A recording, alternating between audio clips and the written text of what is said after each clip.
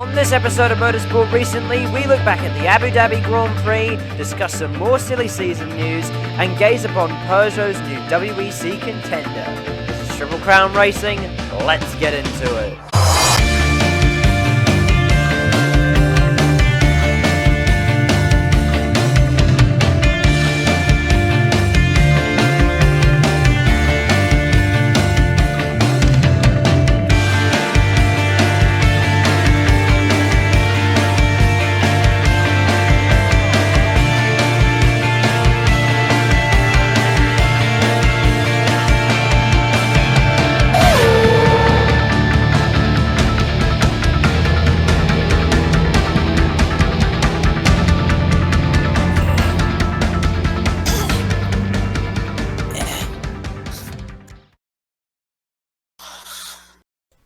Hello everybody and welcome along to Motorsport Recently. My name is Jack McKenzie and joining me on the mic today is the wonderful Chris Whitfield and Caitlin Penny commentary. And today, as we discussed in the intro, we'll be talking, of course, about the Abu Dhabi Grand Prix. We'll be talking about Peugeot's, answers to the DeLorean, I'm assuming. And we'll be talking about some more silly season news, and I think this might be our last red line headlines for the year, because I think Abu Dhabi was the last major racing event of the decade, and I can't be the only one having an existential crisis. Yes, thanks, David Croft. Heard enough of that on the broadcast. But yes, this is the I believe the last lines of the decade, and is the intro.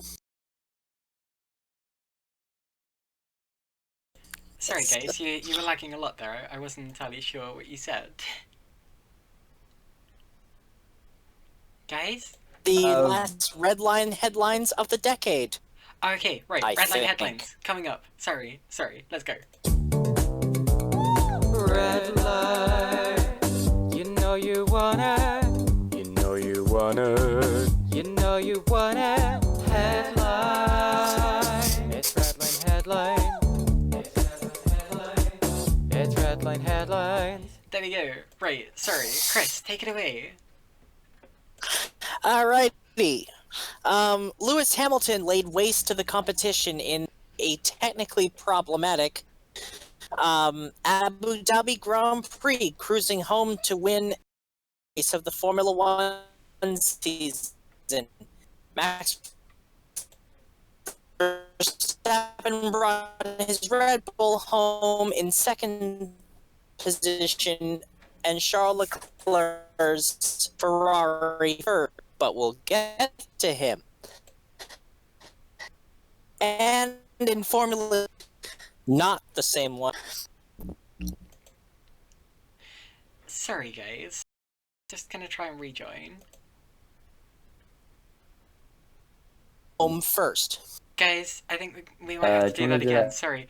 I left because Caitlin's internet picking up a little bit. We're not receiving data now, guys. apparently.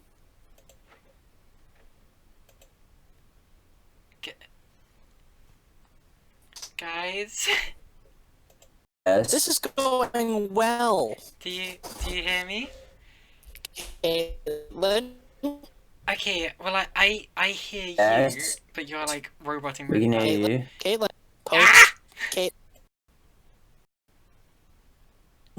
Are we doing thing now? I'm not entirely sure. Is the stream up? Because you said we weren't receiving data. It says we're receiving data.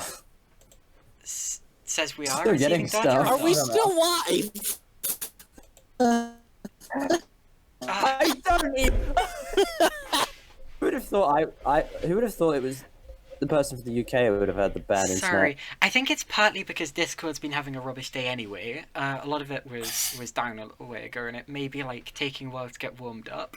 But also, like, yeah, my internet just don't get Virgin. Like, the reviews in it were really good, so I got it, and like, why is it so bad?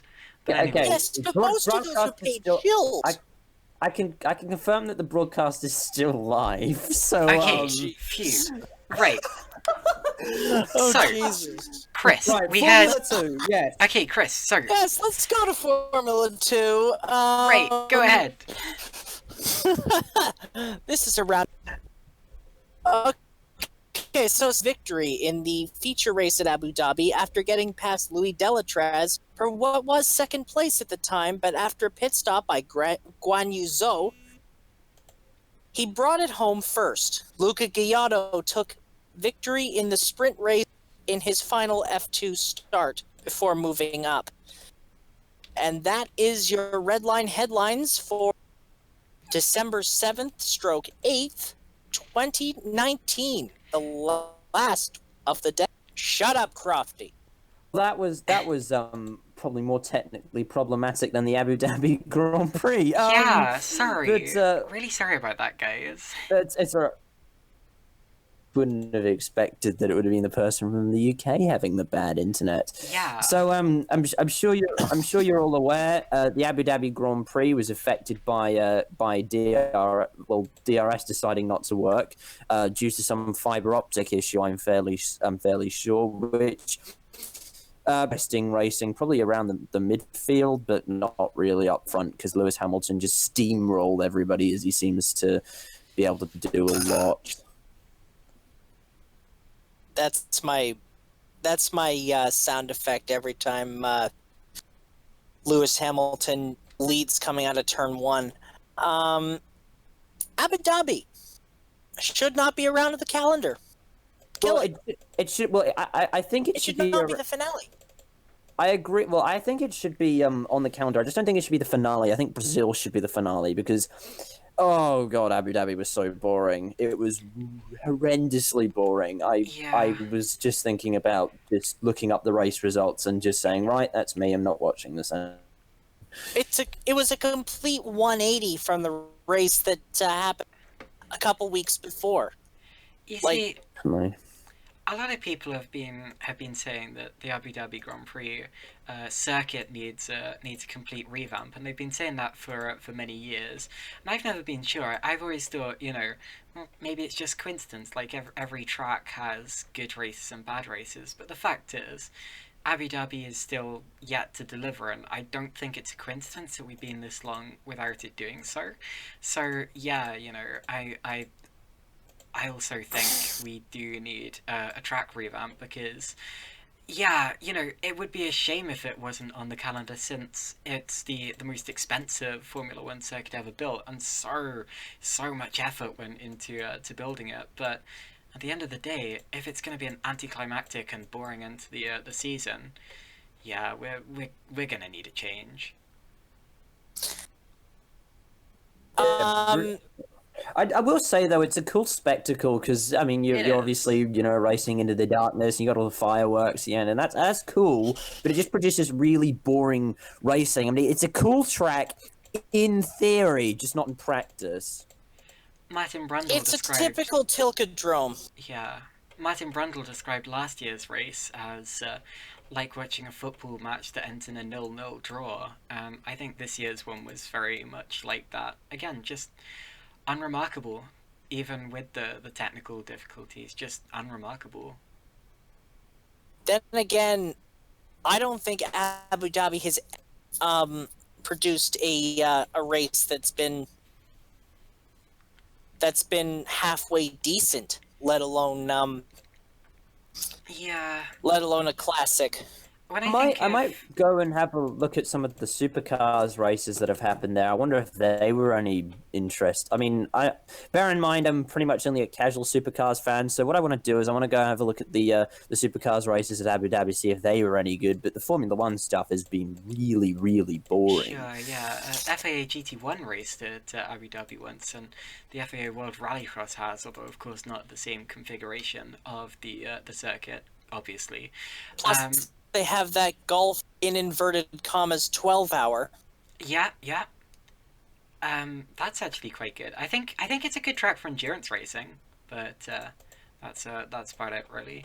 When I think of the Abu Dhabi Grand Prix, I think of 2010 when you had the championship decided between 4 people, and you had Petrov holding up Alonso, and it was actually quite a tense end of the season. But I think that could have happened anywhere. I think that was just exciting because we had 4 people going into the championship going into the final round of the championship in contention, which is probably something that will never happen again.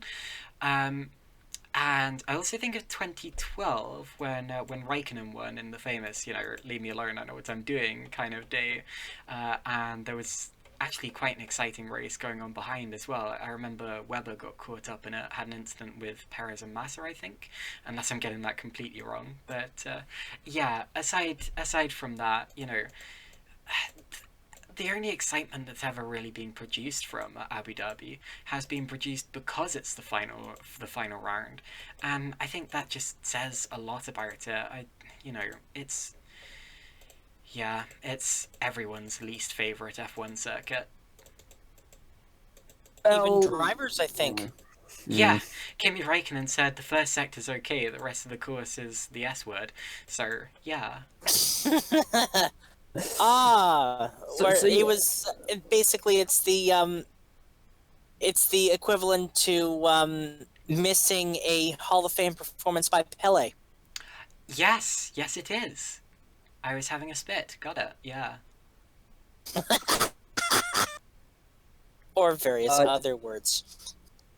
So I watched the highlights of Formula 2, and that looked to be okay. Did anyone watch the Formula 2 race? I can't, sorry, I don't have Sky. But, I think we saw that Nicholas Latifi is F1 ready. I think he did a really good job. I think, this is just from watching the highlights, of course. I think I was also impressed by Luca Giotto.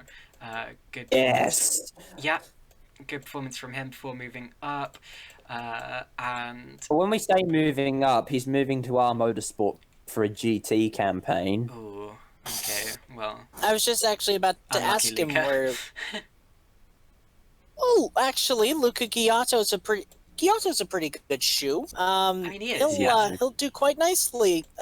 Coupled with was it Jake Dennis in that car? I don't know, but I also wouldn't rule out Giotto. I mean, if he's racing with Aston Martin now, we might even see him in a GT drive in the WEC. Probably, I wouldn't rule that out. And who knows, if he's with our Motorsport, he might even end up on the mountain. Potentially. Who was the guy that broke the track record and then they took it away from him because he had because he was in the spare car? Really? I don't know. Was it Jake Dennis? Might have been, yeah. Oh yeah, I think it was Jake Dennis. Yeah, sorry. Anyway, carry on. Right, so that was pretty well. Those were the last motor races of the decade, and they were extremely anticlimactic. Well, yes, that we know of, and we will be covering. Of course, Thunderhill is happening, but anyway, well, that's at least last race of the decade for Formula One. Bring on 2020 because that was really boring. Now, anyway, I will say now. Let's address the elephant in the room. And no points to Alan Davies for this. The Charles Leclerc fuel issue. Can you explain that to me like I'm... Wasn't it that, so they... Well, oh god, actually I can't even explain this. Caitlin might know something about a bit more about this. So basically, there was a difference between the amount of fuel that Ferrari said they'd put in the car and the amount that they actually had, I think, or something like that. It was something to do with, at the start of the race, there was a discrepancy between the amount of fuel that there was in the car and the amount of fuel that the FIA thought there was, and as a result, that's naughty, bad team. So essentially, it was a clerical error. Kind of, yeah. But whatever the case, it's against the rules. Ferrari got a fine for it. Does kind of annoy me that a fine for Ferrari means a very different thing than it would to, for example, Haas or Williams. You know, a fine for them would be much more catastrophic. But like, you know, that's how life works. That's capitalism, my friend. Yes, but life didn't work. That's why it's out of Formula One. Ironically, Ferrari's red. So. I was hoping actually that more people would get that reference. I got it. 1990, right. Life F1. Carry on. Sorry. Should we move on to our first feature story of the day? Sure. Yes. Caitlin, this is yours, but Chris and I can talk amongst ourselves. Yeah, so I actually closed the document because I wanted to make sure that nothing was lagging like a laggy thing. Oh, do you want me to? But no, it's okay. I'm gonna get it back up. Because Do you want me everything's to running do smoother now. So I'm gonna get it back up and hope that everything doesn't just suddenly crash. Right, here we go. So, inbox something at gmail.com and feature stories. Okay, an interesting rumour is circulating throughout the F1 paddock in regards to Aston Martin and Racing Point. Rumour has it that Lawrence Stroll is preparing to buy a significant share in the British manufacturer, taking advantage of an enormous decline in share values. In the first half of 2019, Aston Martin reported a loss of £80 million, consequently landing themselves in £120 million worth of debt, with an interest rate of 12%. Lawrence Stroll apparently intends to buy Aston Martin and intends to race as Aston Martin, much in the same way Alfa Romeo does. If this were to happen, it could have interesting implications for the relationship between Aston and Red Bull, and could affect the development of the Valhalla and Valkyrie road cars, as Red Bull have a hand in developing them. I don't know what to make of it, really. I don't know, what the political situation is, what the contractual situation is between Aston Martin and Red Bull. I think, really, that's what's going to matter there. I think Lawrence Stroll, Aston Martin will probably want to be bought by someone with Lawrence Stroll, because when you're in a £120 million debt, you're going to need someone who is a billionaire, and Lawrence Stroll happens to be just that. So I think he's also an idiot. Very true. I do not approve the way that he got Lance into Formula One. I think he rushed him in. I personally think he ruined Lance Stroll's reputation, and I think Lance Stroll is doing a pretty good job in F1. Actually, it's just people don't see that. He's done a solid job because of the reputation that Lawrence Stroll has given him. But yeah, anyway, I think this is probably just going to add to that reputation. But then again, it's not about Lance anymore. This is Lawrence Stroll being a businessman, doing businessy things, and where it goes will depend on Aston Martin's contractual relationship with Red Bull, if that makes sense. I don't see it happening. I really don't. He's basically, I think he's putting too many eggs in that basket to actually consider buying it, and he's just as a Formula One team owner, he's a better clothing magnet. Let's just put it that way. Got it. Many have tried and failed to buy Aston Martin and make it work. I mean, this is not the first time Aston Martin have landed themselves in debt and have lost a lot of money. It's happened at various points throughout their history. But do we think that we could see? Well, I mean, Chris already thinks no. Do we think Racing Point could be racing under the Aston Martin racing banner in a couple of years, and Lance Stroll technically being an Aston Martin factory driver? To be honest, I think it's more likely that Lance Stroll will buy the whole of Red Bull. Well, Lawrence, anyway, I don't know how much money Lance Stroll has. I've just imagined. Actually, there wasn't. I've just imagined a conversation. Oh my word, I just imagined a conversation between Lance and Lawrence this Christmas, where Lance says, "Hey Dad, what have you got me for Christmas?" And Lawrence said, "Oh, I've got you Aston Martin." And he goes, "Don't you mean an Aston Martin?" "No, Aston Martin." There's an interesting meme circulating at the moment. I think it's one where it's just like, I think it was on the I can't remember what the name of the podcast is, but anyway, it's a meme that they made. It's like breaking news: Lance Stroll not expecting presents this year for Christmas, as his dad bought him a Formula One seat last year. So bought him a whole Formula One team last year. Don't forget, not just a seat.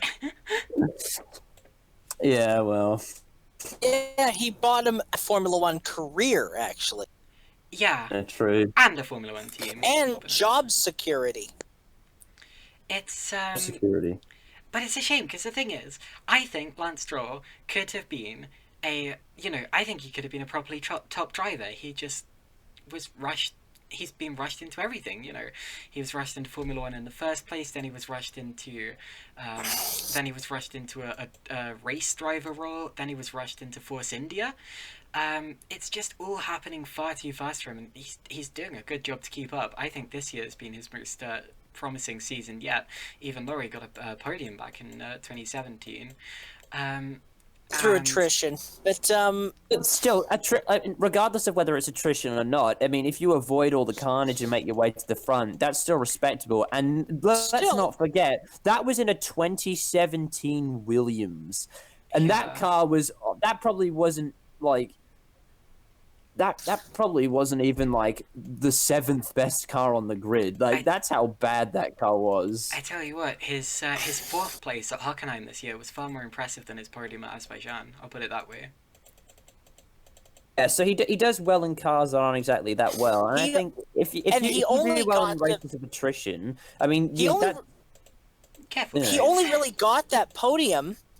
He only really got that podium in Azerbaijan because the front two were driving like absolute idiots, taking each other out on a restart. Well, Vettel was anyway.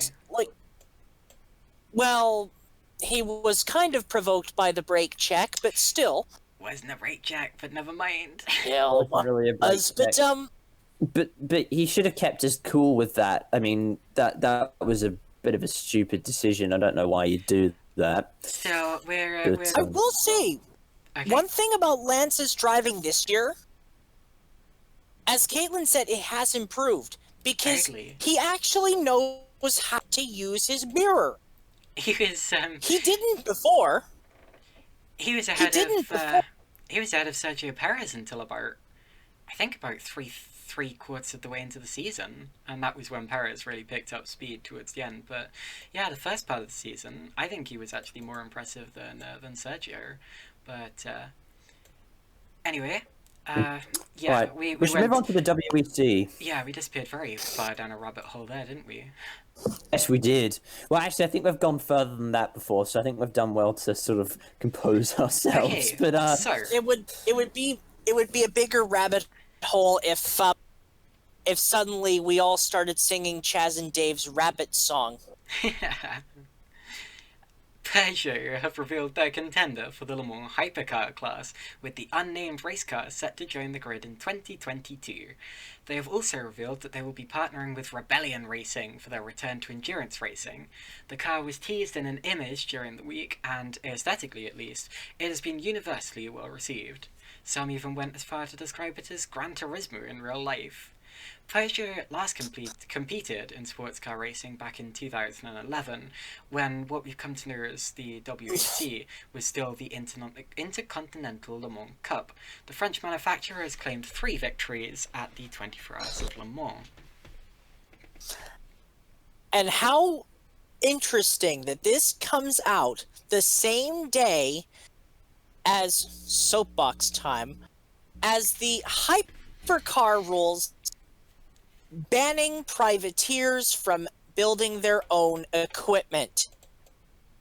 Alright. That it's mandatory that that a privateer team has to have an OEM.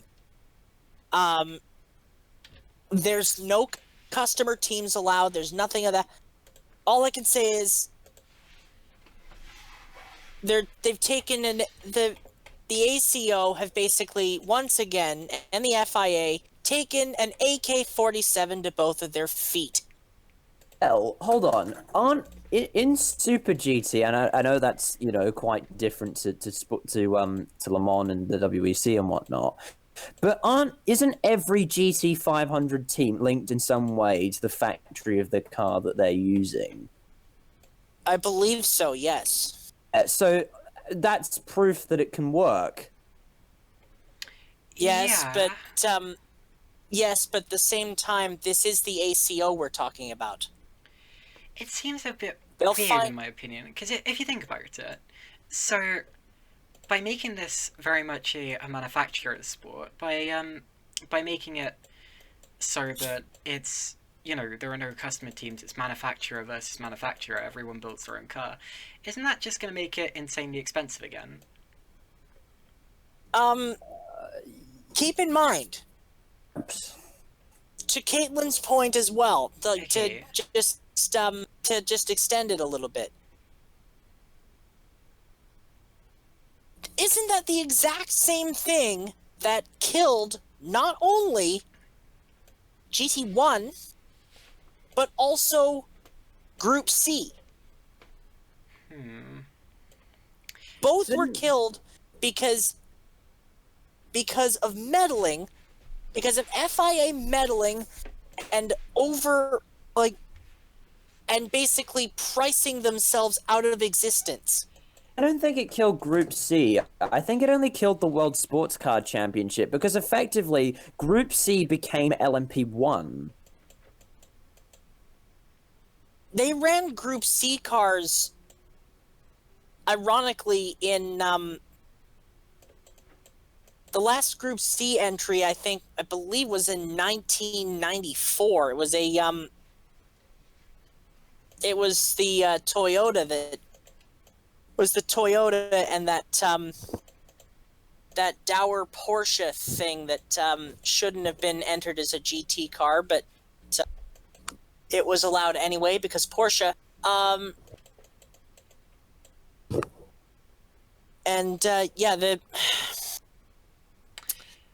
It's just a questionable decision.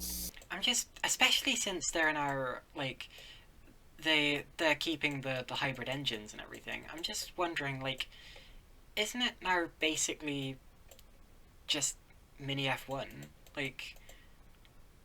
They've essentially priced it out of existence before even trying.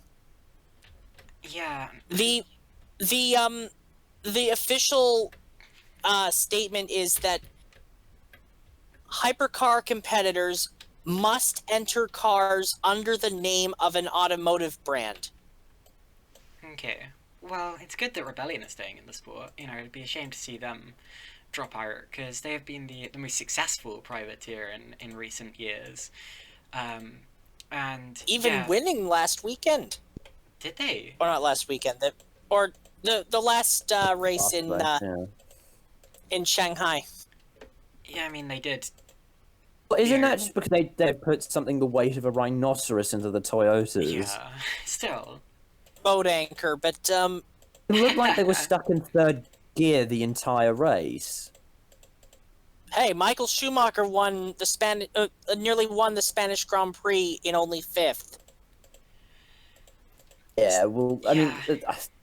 it's a shame that LMP1 can only work when you just pummel the Toyotas with BOP and more You BOP. see, But LMP1 worked. It just became LMP1's a different can of worms. it became too expensive when some teams started some manufacturers started to develop hybrid engines and others couldn't afford it, and then it all just became ridiculously expensive and not very competitive, and that's why LMP1 died out. And I really think they could have saved it by like getting rid of the hybrid engines. And yeah, that would have LMP1 died. Go ahead, Caitlin. Sorry. it's okay. It would have made it less like relevant to the road, I suppose, but still, you can't have a race sport if no one can afford to do it. LMP1. I remember. Sorry, Chris next. He was first. Yeah, sorry. Wait your turn. Yeah, sorry. Our responsible adult, ladies and gentlemen. An Eve Hewitt. Carry on. Our Eve Hewitt. I love her. LMP1 died out when Volkswagen cheated on their emissions tests. Okay. That was the big, like, the whole Dieselgate scandal. That single event helped kill LMP1. Do you think because because people started, it made people kind of think more about hybrid technology and stuff? Because Audi and Porsche didn't have the money to run because they were all paying all the fines that they needed to pay from Dieselgate. Sure. yeah, the all I can say is, and I was talking to a certain motorsport commentator who I will cease to name. I'm joking. Do not. Yes. It was And basically, like,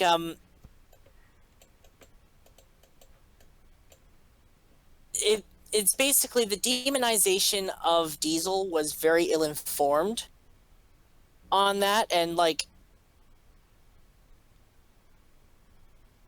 I forgot where I was going with that. All I can say is Audi killing their program because of Dieselgate, and then Porsche following suit because they were the only ones to compete with Toyota, to go to basically this entire debacle in LMP1 is all the fault of the Volkswagen Audi group. If they had just been honest with their diesel-powered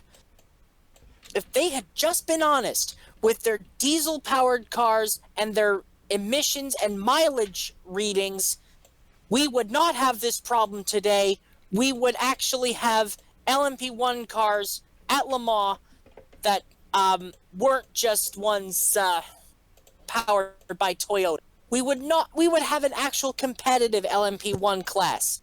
We would not have what is essentially a shell of its former self. We would not have hypercar in this case. I feel like hypercar is going to be pretty competitive at first, and everyone's going to go like, "Oh wow, this is wonderful" and stuff, and then it's going to die out quicker than a flippin' mayfly. But yeah. Anyway, basically, the cycle of prototype sports car racing is it's good for a little bit, then it dies out. The replacement's good, it dies out. And then everyone looks back and dreams like, weren't those the days? Flip the ACO. well, You see that anyway. I remember I saw a documentary a while ago that was talking about it was a Le Mans documentary. And I think it said something like just only a few years ago, LMP1 teams were spending roughly the same amount of cash that a midfield Formula One team would be spending, and Wow. that's probably one of the other reasons why LMP1 is dead. That's accurate because the Audi actually was quoted as having spent what was it? Messages here. Several million, like After all, millions and millions a year. If you're gonna 100 do million. that, if you're gonna do that, Conservative why didn't you just do F1? estimate.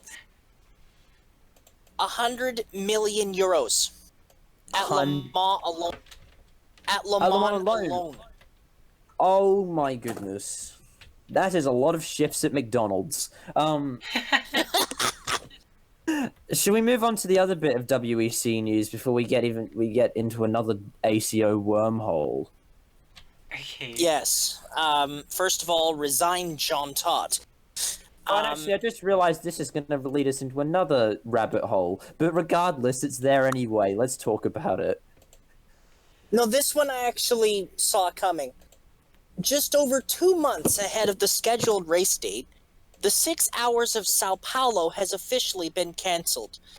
After ongoing issues with the event promoters and certain contractual obligations unable to be met, the WEC will not be returning to the Autodromo Jose Carlos Pache, and instead will be returning to Circuit of the Americas for the Lone Star Le Mans.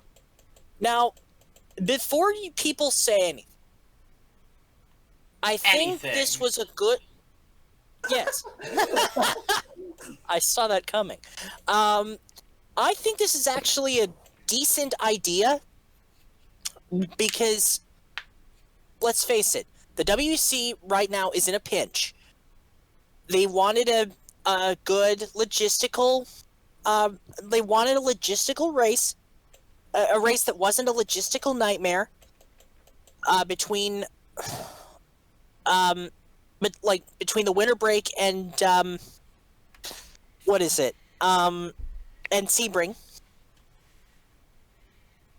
And they chose Coda, which is actually in the same country as Sebring. So you'll basically have two races back to back in the United States, which, credit where it's due, they actually executed a pretty good contingency plan here. Yeah. Actually, I have to say, I mean, that's a. I mean, it's a shame we won't be going back to Brazil, but I think one day we will go back to Brazil. But I'd say, yeah, Circuit of the Americas for another Lone Star Le Mans, that's not a bad replacement. Yeah, it's a decent replacement. And like I said, they were in a pinch, and like, Coda's actually, I've seen a few races. I've seen a few WC races at Coda, and they're actually pretty good shows.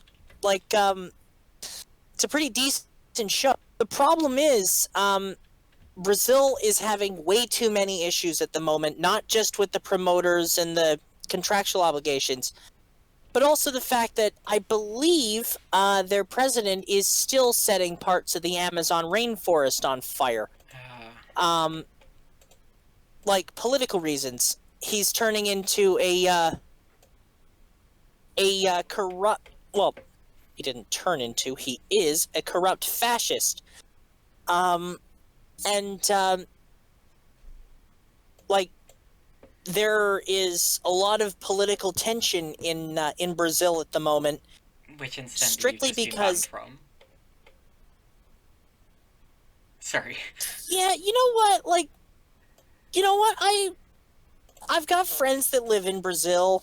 I've got friends that live in Brazil, and it's a beautiful country. Totally. I've not met a Brazilian person that I haven't instantly liked. Like, they're really friendly people. Plus racing drivers as well. Yeah. Yeah. Like, They make good... Yeah, honestly, like, yeah, people automatically think of the greats like Senna and Fittipaldi, but even, like, you know, if you speak to Barrichello or Massa, like, aren't they just the loveliest people? I have. Yeah, quick drivers. I have spoken to Rubens Barrichello. But yeah, you know, And then, of course, you have the other problems that Brazil is having at the minute, which is that every time Formula One goes there, there's like violence and stuff, and in the past there have been like mechanics robbed at gunpoint, so not good. It's in a Wasn't one nearly murdered? yes. Or was that at Bahrain? Unfortunately, there is quite a high crime rate in the area where F1 races, or where the Sao Paulo circuit is. Sorry. Yeah, I think people are just disappointed because they were looking forward to seeing the Interlagos circuit back on the calendar, and now it's not. You know, endurance racing at COTA is always good anyway. As much as my good friend Mike would like to disagree with that, but anyway, there you have it. Like, I like COTA is the perfect track for multi-class racing. That's it. It's pretty good with the IndyCar. Yeah. Well, IndyCar it too. would be. It would be if they It actually would stuck be to if the circuit. track limits were enforced. Yeah, you Like, you know what's worse than like over police track limits? Under police track limits. you know what's worse than under police track limits? COTA. But or sorry, Oh. COTA track limits. But yeah, the thing is, the like, stoppers all over the stoppers, as they called them, all over the track. So that's the technical term. That is what they call the sausage curbs. I love that. Santino Ferrucci actually during the IndyCar race, actually there's a famous image of him like wheel standing over the Verstappens. And that is why I do not like sausage curbs. But anyway. He Right. broke the front suspension actually of the car, Oh yeah, I remember that. and he was actually running in the top 10. Yeah, sausage curbs scare me. They are very dangerous. But anyway, I yeah. can see why, because if anyone watched the 2014 the first ever Formula E race, Oh yeah. you'll see why sausage curbs are a bad idea. Hello, Mr. Rabbit. This is a nice hole you've got here. Very cozy. Love it. Yes. One more Decorated. One more thing on sausage curbs before we move on. Isn't there one at the final corner of Snetterton? And if you pretty much touch that, you'll go flying. I haven't seen that one. There's one in Project Cars 2, and I'm assuming it's there in real life. But every time I hit that, I go flying. So yeah, sausage curbs aren't always good. I mean, sometimes. Jack, what they're about a the decent S's solution. at the Gold Coast? Well, okay, they're sausage curbs that are actually cool. I like those. What about I what about that really, really dumb one on the outside of the Parabolica that you can ask Alex Peroni all about? Oh yeah, I don't know why that one was there. That one's probably not a really good. It place was to put there one. in a desperate attempt to try and make the track safer after the fatal accident that happened 2 weeks before. Wait, there was a.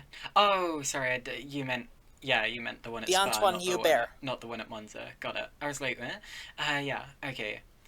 Makes sense, but they actually made it far more dangerous. It was a knee-jerk reaction, but anyway, I'm enjoying the comfort of this rabbit burrow. Goodness me. Yes, all right. Should we move on to supercars because there's some interesting supercars news. Yes. So obviously, since the season's just finished, there's some silly season news, and we actually have even more of it. So Gary Jacobson will be replacing Todd Hazelwood, who will be moving to Brad Jones Racing for 2020 at Matt Stone Racing. Jacobson will be filling the 35 seat, while a driver for the second Matt Stone car, which they are expanding to 2 cars for 2020, is yet to be announced. Jacobson is transferring from the downsizing Kelly Racing. So he's of course moving over from the Rabble number 3 Nissan, which of course is getting cut, and Jacobson will be moving to the to the 35. Now, I'm assuming that the other Matt Stone car will probably be filled by Ash Walsh. I want to have a look at Ash Walsh's Super 2 results. I'm just going to see where he finished this season, just to see if he's probably good enough for supercars. Scrolling down this year, he finished. Isn't there a seat earmarked for the Super 2 champion? Or am I just deluding myself in that? Well, I don't know where I don't think Bryce Fullwood even got a seat. So, or did he? I don't think Bryce Fullwood got a seat. Because we did kind of project that. We did kind of predict that he would be in a Matt Stone car. Bryce Fullwood. Yeah, Fullwood. He moved from Matt Stone to Kelly, and then you're saying he's going to move back to Matt Stone. Oh, or maybe get an Enduro. This silly season's confusing me. It is confusing. And it's Anyway, only December. Ash Walsh finished 9th in the Super 2 Championship this year, actually winning at Barbagallo. So he probably is good enough for supercars, but it would make sense that Bryce Fullwood would get a seat somewhere. I don't think he'd move back to Matt Stone, so I'm going to say that. I mean, Bryce Fullwood will either probably end up in another Kelly endurance ride, or he'll end up somewhere else in the field. We'll just pretty much have to see how things pan out. But anyway, that's the current situation with Matt Stone. But we actually have some slightly more interesting news, because there's silly season news relating to DJR Team Penske. And that's always a big one. So Tim Slade will be replacing Alex Premer at DJR Team Penske as the enduro driver for Scott McLaughlin. Tim Slade retired from an 11-year career as a full-time supercars driver with a podium on day 2 of the Newcastle 500, with a certain YouTuber watching from the crowds. Premer, after winning the Bathurst 1000 with McLaughlin this year, is now on the hunt for another enduro drive. So far, 3 teams have confirmed their lineups for next year, those being Triple Eight, DJR Team Penske, and Erebus. So there are still plenty of options for Alex Premer. And I think Roland Dane actually said that, well, obviously Premer did his stint with Triple Eight. He said that he'd endorse Premer to anyone who asked about him for an endurance drive. So I'm not sure about the Premer. When did he try for Triple Eight? Premer, I think he only did 1 season with AAA. I think it was 2017 he drove with Triple Eight. I'll just check that for you. Oh, he drove for Triple Eight in 2016 as an endurance driver, and has spent the last 3 years with DJR Team Penske. So the thing is, though, I know that DJR Team Penske, they saw Tim Slade come on the market, and they couldn't help themselves. That's what they basically said, and they just really, really wanted Tim Slade on their lineup. But it's a shame, because Alex Premer and Scott McLaughlin, they actually get on very, very well. They have good chemistry, and they actually like a similar car setup. They like oversteery cars, so they work well with each other. And it's a shame that Alex Premer is now out of that drive, despite winning the Bathurst 1000 with Scott McLaughlin. So it's a bit of a questionable decision, but I definitely do think we'll see Premer in a competitive ride of some sort next year out of the picture. I think personally that I fully endorse Tim Slade running with DJR, because that's a good team that's actually one of, if not the best team in supercars at the minute. And honestly, like, as I said last week, Tim Slade is one of the most underrated drivers in supercars. Yeah. And he's a good talent, and this could be his big break. He did a And good who knows? He just retired though from 11 years as a full-time driver. Still, maybe a full-time, maybe retired from full-time, but this could be his best chance to win at Bathurst. This could be his best chance to win the great race. I mean, And wouldn't that... And a Peter Brock trophy, I swear, is a good thing to have, A, on your CV, and B, on your mantle, just in front of your just above your fireplace. well, I mean, Tim Slade, he's obviously a good steerer because he got that Brad Jones car to third place at Newcastle. And Yeah. he did well to beat out strong competition from so many other teams. Like that car was probably not even the 10th, maybe not even the 10th best on the grid, and yet it managed to finish third. So he did really, really well with that. Yeah, sounds like a good job. You could say Tim Slade. It's Tim Slade. Oh, Wait. So as Chris said at the start of the as Chris said at the start of the show, can someone explain that to me like I'm fine? But it doesn't work when you explain the joke. Come on, think about it. Tim Slade. Don't make me do this. Can we move on to Nando Watch? oh God. I'm just gonna leave you wondering. Okay, Nando Watch time. Right. I don't know which Nando Watch thingy is which. I'm just gonna click on one, and whichever one we get is what we get. Okay. Okay, I do know which one's which. Right, here we go. He's got that thirst to win the Triple Crown. St. James may burst. You can't keep him down. This is Nando Watch. There you go, Nando Watch. Sorry, I I just like love having it. two jingles that adds variety. It keeps you guessing, and I like that. But yes, Nando Watch. Sure, right. Good. Let's go. You. Okay, Fernando Alonso has confirmed that he will be making a third attempt at the Indianapolis 500, but does not know which team he'll be racing for. According to BBC Sport, Fernando Alonso has said that he will most likely be doing the race with either Andretti Autosport or McLaren Schmidt-Peterson. They are not the only... this is a quote. They are not the only options, but for sure they are the strongest too. I have a loyalty to McLaren, and there is also how good I felt in Andretti, and I feel part of that staff and team. I have a very good relationship there, end quote, Alonso told the BBC. Alonso insists that there will be no issues with him driving a Honda, and according to insiders, he is in the progress of negotiating a deal with Andretti Autosport. There you go. Can he just make up his mind already? Well, I think that was the worst kept secret in IndyCar racing, that Fernando Alonso will be making a third attempt at the Indianapolis 500. But I don't know.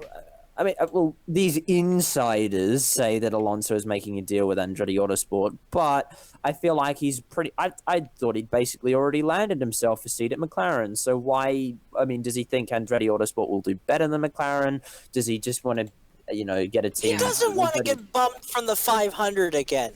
Yeah, I think maybe that's what I was just about to say. I think he's just pretty much minimizing risk, and he just wants to be in the race, and he just wants to get on with the job. Because McLaren, I mean, I know they are racing with Schmidt-Peterson, but even still, they are a new team, and it's kind of a risk. And especially considering their performance last year, this year, which I know was with Carlin, but even still, It was a disaster. it was a complete disaster. So yeah, I think he might just be taking it seriously. Oh, and we have a person in chat.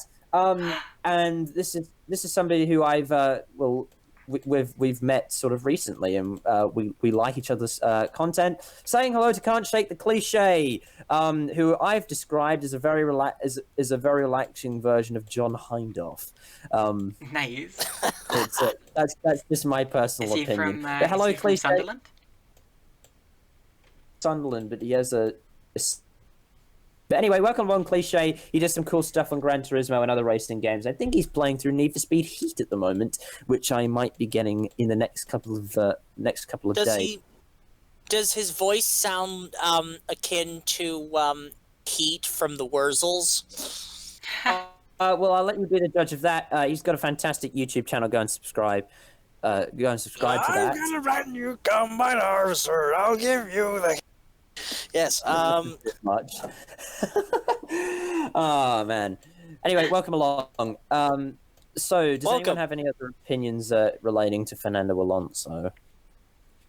Make up your damn mind already. We're bored now. So I think Just run the damn full season. That is that hard. Yeah. Run the full season or nothing. Ow. Ow. So Well, I I've been think- saying I for a think- while. That actually hurt. That actually genuinely hurt. Are you okay, Chris? I heard myself clapping. Oh, by the way, Cliché's answered your question. He is from Sunderland. Oh, wonderful. Okay, that's great. Yeah. But anyway, so, I've been saying for a while that Fernando, firstly, should definitely run the full season. It would help him a lot. I don't understand why he's not doing that, especially since, you know, that would be so much more stimulating than, say, an easy peasy Toyota drive. But despite that, he's going to be doing Dakar and stuff this year, so I suppose that'll satisfy him. He just wants to win at this Indy 500 now. I think if he comes in with Andretti Autosport, I think he's going to win. You know, Takuma Sato won with them 2 years ago. Alexander Rossi did not win with them. I'm getting it completely wrong. No, he did. No, he did. He won in 2016 Oh, and yeah. very nearly won this year. He Sure. won in 2016 with a combination of Andretti and BHA, Breinhardt So- Autosport. Yeah, so I think that I personally think that Fernando will win if he enters with Andretti Autosport. Of course, it's always hard to tell because at the Indy 500, like, you go in not having a clue who's going to win. But I think he stands a very good chance. I think if he enters with McLaren, he's not going to do well. I think he's probably going to qualify like 30th or something. And yeah, Caitlin, I know- Just made it. I know that, guys. I we know don't that. we don't have a clue. Not just who's gonna win, but who's gonna actually race. Very That's true. the biggest thing. I mean, yeah, that's true, but still. But anyway, you know, I know they're not still with Carlin, but they're a very new team. It's going to be difficult for McLaren. I think Alonso's best chance is with Andretti. They are Indianapolis specialists, and I think you know, I wouldn't be surprised if that happens. I think the only way you'd entice Fernando Alonso into a full-time IndyCar drive is if Indianapolis was not the first oval race of the season. I reckon if you get Fernando Alonso doing more races if you put an oval towards the start of the season, because, I mean, he doesn't want to do any of the he doesn't want to do any of the other races because they're road course races. He knows how to do that. That doesn't bring anything new to the table. He just wants to win Indianapolis 500, Yeah. the Indianapolis 500, and he just wants to do exactly what he needs to do to win that, nothing more or nothing less. I think he's kind of So- a bit lazy and arrogant, but then, well, okay, not lazy. Racing drivers can't be lazy, but he is, let's say, a little bit more lazy than other drivers, if that makes sense. But still, you know, Lethargic. it's no, not lethargic. I think it's mainly his arrogance that's held him back a little bit, and you know, he is an arrogant person, and yeah, you know, all racing drivers are to an extent, and I actually quite like Fernando as a person. I don't get all the like hate around him, and you know, he is a very, very good driver, but I think, you know, I think he would stand a much better chance if he did the full season, and I think he should, because like, he's not doing anything at the minute. He's just okay. He's doing Dakar. He's setting up his karting school and stuff. But like, you know, Come on, get yourself off your butt and go to like St. Petersburg and stuff. Well, I think Fernando Alonso, I mean, he's been racing quite a long time now. I think I'm getting the feeling that he just wants to win in Indianapolis, get the Triple Crown out of the way, and just kind of hang up the helmet. I mean, yeah. I mean, that is he'll go pretty down in history as one of the greatest drivers in history. And I mean, that's it. I mean, I think he's doing less and less racing now because he doesn't really want to do that much more racing. He wants to win Indy and get it over with. So that's why he's only doing that, not a full season. But he's won, like, let's see. He's won Monaco. He's won Daytona. He's won... He could win Sebring. Well, he did win Sebring in WEC, but... Did he win Daytona? Yes, he won He with won Daytona. Wayne Taylor. Wayne Taylor. Oh, he of won. course he did. He Of course won. he did. He won the 23 and a half hours of Daytona. Ah, However he He long won it the was. 23 hours of 50 minutes of Daytona. Yeah, I forgot that, but anyway. Yeah. He's a two-time Formula One world champion. So I mean, he's kind of just he's done everything at this point. I mean, he just needs to do some NASCAR and IndyCar, and that's kind of it. He's done everything at this point. So You know what I've been thinking about? So Fernando came in. He came into F1. Sorry, he won 2 world championships. Then he had a long career where he kept finishing runner-up but never quite winning. I feel like Fernando has had both the careers of Emerson Fittipaldi and Stirling Moss in one. oh wow. Anyway, right. This is true, yeah. That's Fernando Alonso's situation. We'll probably keep you updated in some way when he actually finally decides what he's doing. But I mean, he says he might even end up somewhere else. But I mean, I think Andretti and McLaren are the only realistic ones. So I think on that note, we should move on to our final segment of the day. And if you're ready with the jingle, it is I of course am the one. time. Here we go. Miscellaneous stories and points that we missed, and therefore recovering ITM. Burn. I mean, you kind of spoke through it again, but that's okay. Sorry, I came in slightly too early. My fault. Anyway, there you have it. Yes. And we have some pretty good news to start off our miscellaneous points for today, because Giga Kubica himself has gotten himself a DTM test with BMW, so it looks like he might land on his feet despite leaving Formula One. Yay! I think he's going to do a good job in DTM. Yeah, he's not the driver that he used to be, but he may not be a world-class driver, but he's still a strong professional racing driver, and yeah, I can see him being a force to be reckoned with in DTM, to be honest. Well, if Alessandro Nannini could do it. Then he can, yeah. I just don't understand the Kubica hype. I really don't. I do. Because, the hype isn't about him being a good driver or whatever. It's about him recovering from he's not. an injury. And actually, there was already a big Kubica hype before he had his accident, because he was the first, professional Polish racing driver of all time, the first Polish F1 driver.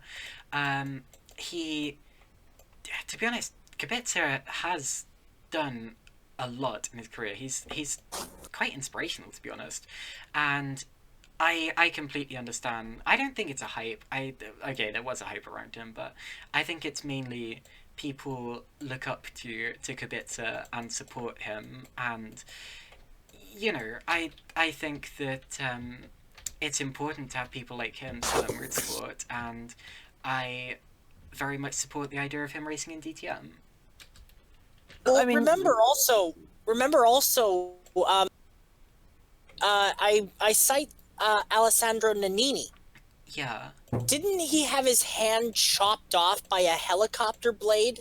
Yeah, pretty much. In 1990, and he wound up actually, I think, becoming a champion in DTM or a race winner in DTM in the Alpha. So I could see it happening, but the thing is, Robert Kubica, he's not the same as your Sandro Nannini or your Alex Zanardi. Why do you say that? He's not as good as far as I think you're talking results-wise. I mean, Results and also pay. no, but I think no. Well, I disagree with that because I think people had unrealistic expectations that Robert Kubica was going to go into Williams after years of being away from Formula One and return Williams to their former glory. And I don't think people were. I think people were disappointed when Kubica ended up in a car that wasn't that great. And he obviously wasn't as fast as he used to be. But I reckon put him in a DTM car, put him in a sports car, and he'll do really well. And that will also be he ran a sports car at the test at the prologue test a few years ago at Monza. He ran for Baicolas, took one look at the car, took one lap in the car, I believe. Said this car's redacted word. I'm out of here. He did have a point though. I mean, Baicolas, they're not the greatest team ever, are they? Yes, but the thing is, like, I never really got the appeal of him. I think he's an arrogant jerk. I think a lot of drivers. I think pretty much all Formula One drivers or racing drivers in general can be at times. I think he dealt with the Baicola situation badly, but, like, as to what you're saying... Like, you don't enter a non-championship, you don't enter a non-FIA sanctioned rally, when you're guaranteed a ride with Ferrari the next year. You don't do that. But what you were saying about, Zanardi and Nannini being... better than him after their injuries earlier, I'm not convinced, because actually Zanardi in his last season of Formula One put on a very Kubica-like performance even before he lost his legs, and I don't think he would have, he was better on American circuits, but, like, he tried to return to Formula One. I really don't think he done anything impressive. It was a very bad car that 99 Williams. Yeah, but his team and the 2019 and the 2019 car was also a really bad car. So I think they were sort of in the same kind of position. But the thing with Alex Zanardi that really strikes me did so much better than him. I just don't think that Zanardi would have done as well, and I also don't think Nannini was. I think Nannini would have returned if he could have done. I think you underestimate Kubica, to be honest. Like, Jimmy Hurtubise had a crash at Phoenix in the 60s, and actually, like, the way they shaped his hands, basically the doctors gave him an option. Either we chop your fingers off, or we put him, like, they actually, he still drove with, essentially gripping the steering wheel, like, basically like claws, and it was rather inspiring. I don't. Okay, I get the inspirational aspect of Robert Kubica, but he's just never been. He just hasn't been that good. Like, he was better in the Sauber, when he ran the Sauber in 2008 and won a race. I mean, of course. That's because the Sauber was a good car. Like, the that Williams was awful. That was actually one of the best cars on the grid that year. Yeah, so of course he did better. We all know that he was better back then, anyway. But anyway, I think everything that could have been said with that story has pretty much been said. So I think we should move on to some of the other stuff we have, because also there's some more supercars news. Stephen Richards is retiring from supercars, and I believe he's Frosty's teammate for the Enduros. So he's properly retiring now. He's out of the endurance drive. So I think that leaves a seat open at Irwin Racing now. But that's the situation there. And Richo was honestly one of my favorite of the enduro drivers. a very underrated performer, and when he and Craig won the 1,000 in Craig's final full-time effort, that was remarkable. Like I tell you, I was cheering them on at like 3 a.m. I was going, go, come on, guys, do it. And like, I really liked him, and I loved his dad, Jim, Gentleman Jim, as they called him, Jim Richards, and he's gonna be missed in the in this, like, behind the wheel of a supercar, but I don't think we'll see the last of Richo. Wait, whatever the case. In motorsport. Case, we have some news I think you want to talk about, Chris. Oh, I'm looking forward to this one. NASCAR and Pinty's have announced a multi-year to host a NASCAR Pinty Series dirt race at Ohsweken Speedway, which is half an hour from me, of course.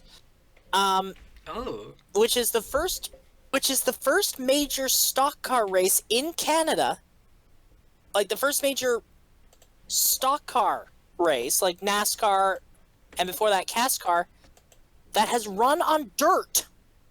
It's a dirt race. It's like Eldora. Oh my Yeah, goodness. a 100 lap dirt race. This is going to. I have a feeling that is going to be absolute carnage. Yeah, from Absolute some of the things you've been beautiful telling- carnage. From some of the things you've been telling me about Pinty's, yeah. Basically, imagine the Quebec drivers on dirt. I got My my goodness. iRacing D license on dirt ovals the other day, and it is the first category where I have actually moved up a license. So yay, I like dirt. Dirt Right. is fantastic. I haven't been to a dirt race in years. I made my real life racing debut on a dirt oval earlier this year. So Yes, you did. I wish just you really got a like podium dirt in that. ovals. Sorry. I mean, I got 2 podiums, but that's not impressive because like there were only 4 people in each of the heats. But still, I came third in 2 of them. So Still a yay. podium. But yeah, it's a multi-year deal. The race is 100 laps, and it'll be run on Tuesday, August 18th, 2020. Right. Okay. The reason being yeah. that there's a few, like, I think it's actually the same weekend as the same week as Eldora, but I'll have to check the schedule. But there's going to be some mini stocks. I think also sprint cars are going to be racing there as well that day, or that night rather. But the 100 lap feature is at 9 p.m. Right. and I will probably be there with my new camera. Enjoy. You- Yeah. You should vlog it and post it on your YouTube channel. Oh, that's great. But don't cover the microphone. Like I did. But by the way, I still made the best of that. I didn't cover the microphone for the full thing, and it's still a relatively enjoyable video. So if you want to know what going to a supercars race is like, go check out the Newcastle 500 vlog. It's a bit long, but I'd say it's reasonably entertaining. Anyway, And then you that's could enough check out my plugging for vlog me of the for the time. 2017 British Grand Prix that I uploaded 2 years late, sorry. Yeah, I'm still yet to upload my 2018 Newcastle 500 vlog, which I'm not Get even on my sure I'm ever level. going to make at this point. Because I did it in a really Maybe bad do way. like a Throwback Thursday kind of thing. Like, here's me a year before. It's maybe like 2 years ago, but anyway.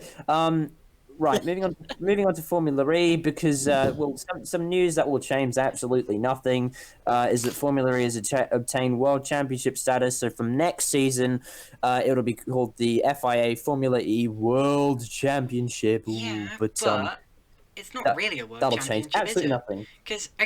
Because firstly, Well, it is. well, not really, because like You go to different countries.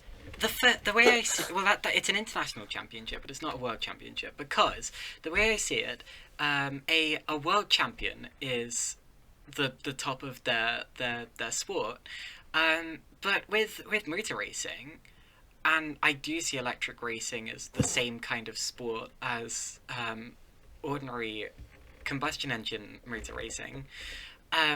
It's the same sport, isn't it? It's like, you can't say that the Formula E champion and the Formula 1 champion are both motorsport world champions. It doesn't really work like that.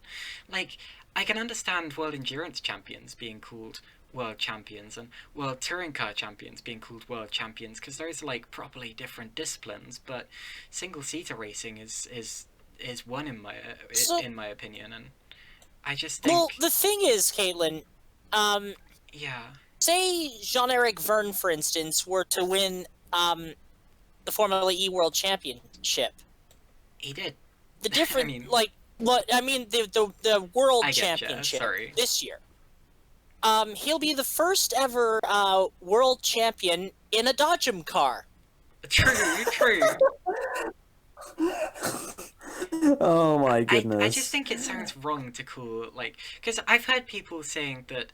I have been waiting this entire show to make that joke. That's great. Thank you very much, Chris. Because the thing is, it just feels wrong. Like, I've heard people calling Jean-Eric Verne a world champion.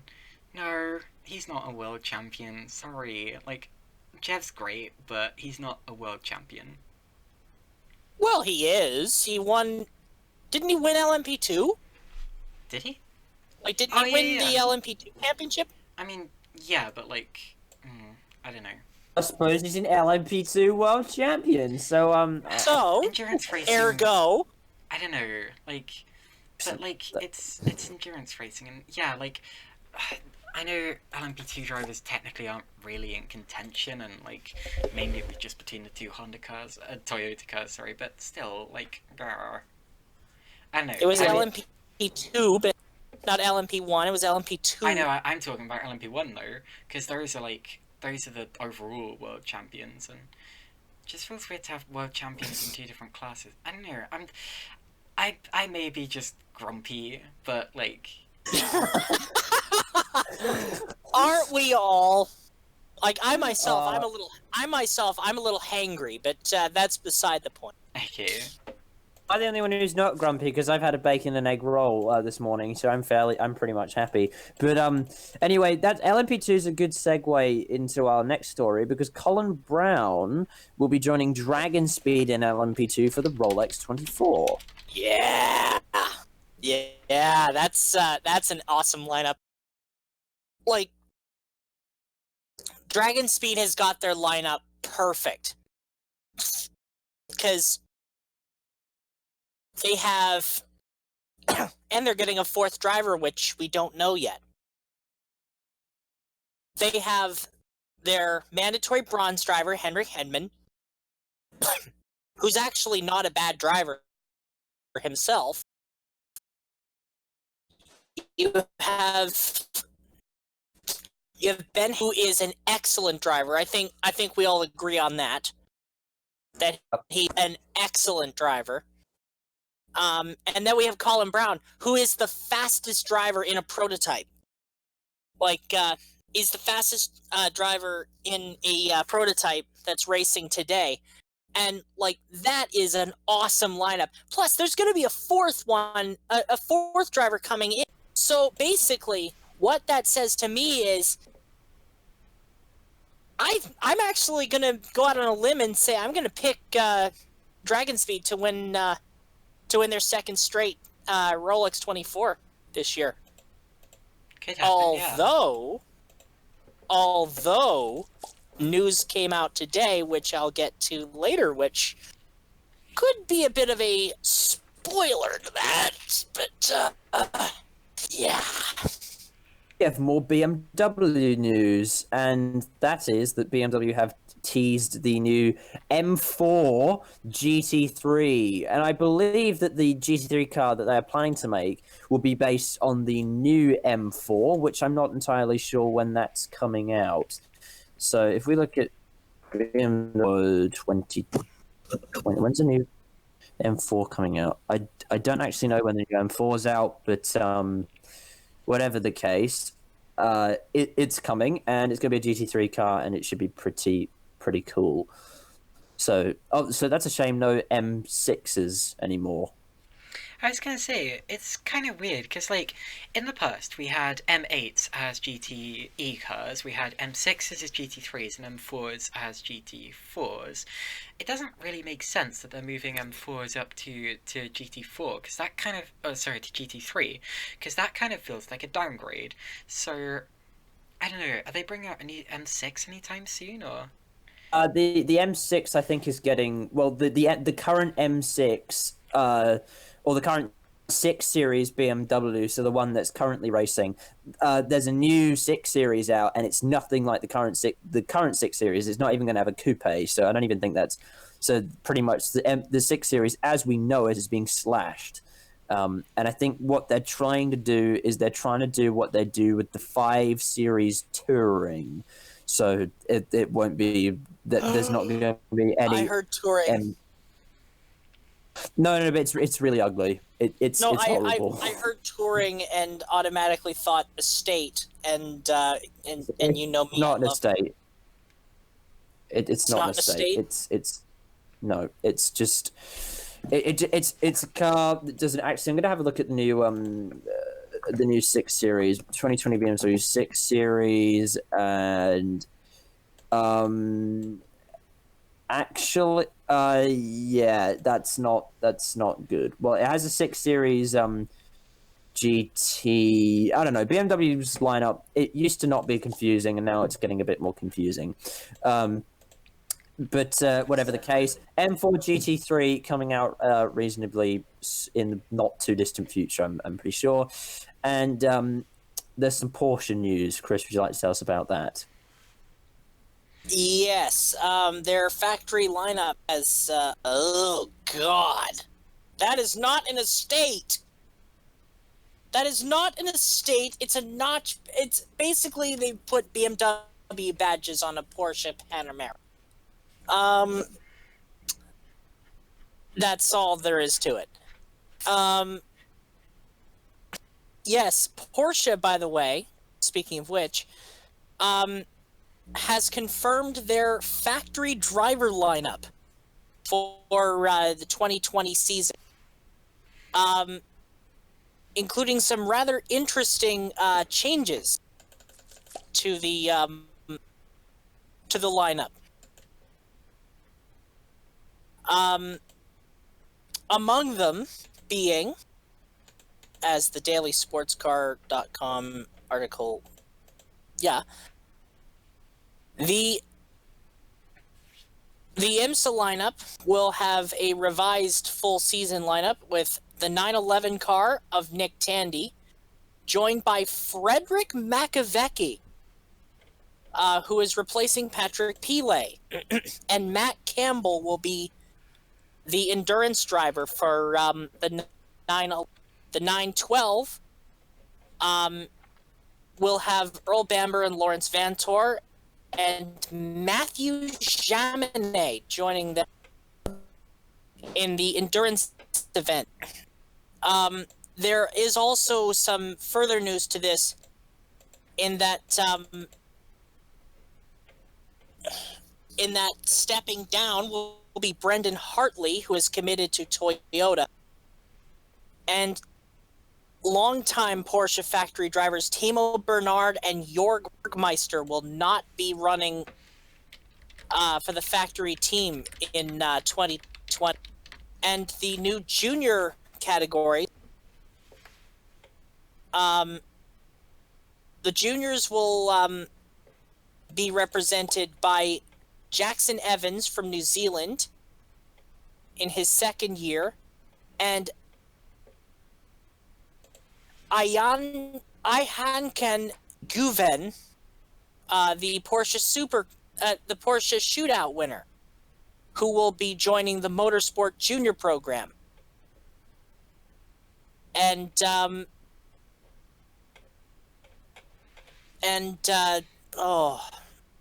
it's a lot to take in. Yeah, I've been thinking. So I think we talked about the Porsche lineup this morning and how Brendan Hartley would actually be leaving. I've been thinking since then, and it actually makes a lot of sense for Brendan Hartley to be leaving Porsche, because it's not like he was driving for them anyway. I mean, he didn't even make the Formula E factory lineup. He hasn't driven for Porsche since the LMP1 program went out. So yeah, look, he's not driving for Porsche. There's no point being part of Porsche if you're not actually doing anything for them. So, and it's probably a good thing that he gets to move on to Toyota, because that will probably affect a big part of his career, because that could mean another World Endurance Championship for him, and it mean more Le Mans wins for him. Perhaps, yeah. And to end, there is some IMSA news that actually, at the same time, involving more LMP2 stuff. They had Tower Motorsport by Starworks has confirmed their IMSA LMP2 endurance lineup with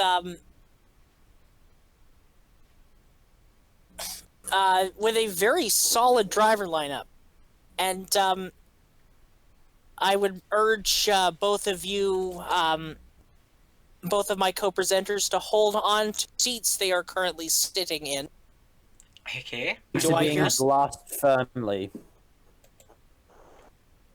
Okay, so the AM driver is John Ferrano, who actually won last time out at Shanghai in the Asian Le Mans.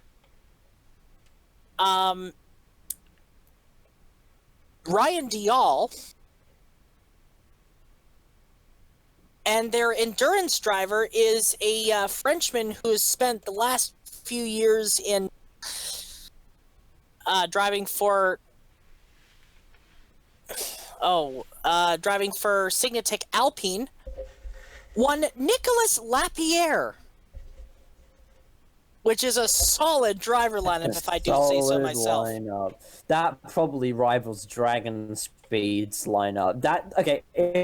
If I don't care Rolex 24. If these guys are going at it for the entire 24 hours in LMP, might actually be the only good LMP they brought LMP2 Jack, in. Apart from last year's Rolex 24. Here's the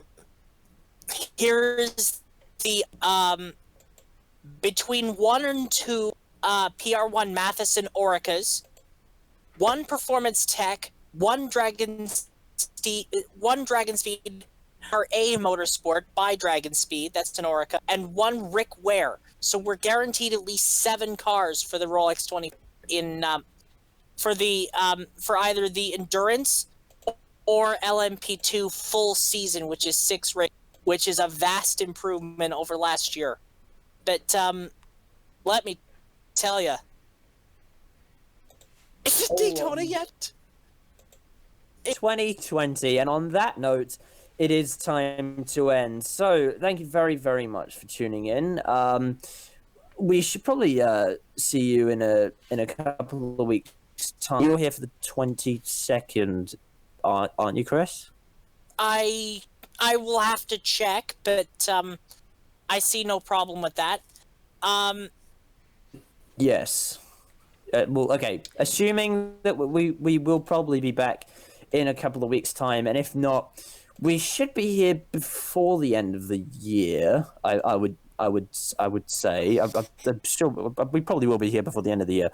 But anyway, whatever the case, my name has been Jack McKenzie, and joining me on the mic today has been the wonderful Chris Whitfield and Caitlin Penny commentary. And I think it's about time we leave you to the rest of your day. So like, subscribe, and we'll see you next time. Goodbye. Ta-ta. Ta-ra!